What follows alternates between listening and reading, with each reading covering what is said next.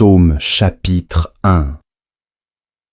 Heureux l'homme qui ne marche pas selon le conseil des méchants, qui ne s'arrête pas sur la voie des pécheurs, et qui ne s'assied pas en compagnie des moqueurs, mais qui trouve son plaisir dans la loi de l'Éternel, et qui la médite jour et nuit.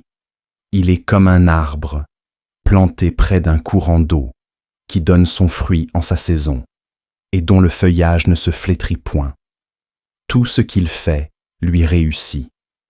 Il n'en est pas ainsi des méchants. Ils sont comme la paille que le vent dissipe.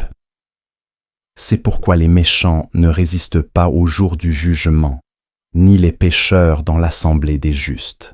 Car l'Éternel connaît la voie des justes, et la voie des pécheurs mène à la ruine. Chapitre 2. Pourquoi ce tumulte parmi les nations, ces vaines pensées parmi les peuples? Pourquoi les rois de la terre se soulèvent-ils et les princes se liguent-ils avec eux contre l'Éternel et contre son oint? Brisons leurs liens, délivrons-nous de leurs chaînes. Celui qui siège dans les cieux rit, le Seigneur se moque d'eux. Puis il leur parle dans sa colère, il les épouvante dans sa fureur. C'est moi qui ai oint mon roi, sur Sion, ma montagne sainte. Je publierai le décret. L'Éternel m'a dit, « Tu es mon fils, je t'ai engendré aujourd'hui. Demande-moi et je te donnerai les nations pour héritage, les extrémités de la terre pour possession. Tu les briseras avec une verge de fer, tu les briseras comme le vase d'un potier. Et maintenant, roi, conduisez-vous avec sagesse. Juge de la terre, recevez instruction. Servez l'Éternel avec crainte et réjouissez-vous avec tremblement. Baisez le Fils, de peur qu'il ne s'irrite, et que vous ne périssiez dans votre voie, car sa colère est prompte à s'enflammer. Heureux tous ceux qui se confient en lui. Chapitre 3. Psaume de David. À l'occasion de sa fuite devant Absalom, son fils. Ô Éternel, que mes ennemis sont nombreux. Quelle multitude se lève contre moi. Combien qui disent à mon sujet, plus de salut pour lui auprès de Dieu. Mais toi, ô Éternel, tu es mon bouclier, tu es ma gloire, et tu relèves ma tête. De ma voix je crie à l'Éternel, et il me répond de sa montagne sainte. Je me couche, et je m'endors. Je me réveille, car l'Éternel est mon soutien. Je ne crains pas les myriades de peuples qui m'assiègent de toutes parts. Lève-toi, Éternel, sauve-moi, mon Dieu, car tu frappes à la joue tous mes ennemis, tu brises les dents des méchants. Le salut est auprès de l'Éternel, que ta bénédiction soit sur ton peuple. Chapitre 4. Au chef des chantres, avec instruments à cordes, psaume de David. Quand je crie, réponds-moi, Dieu de ma justice. Quand je suis dans la détresse, sauve-moi. Aie pitié de moi, écoute ma prière.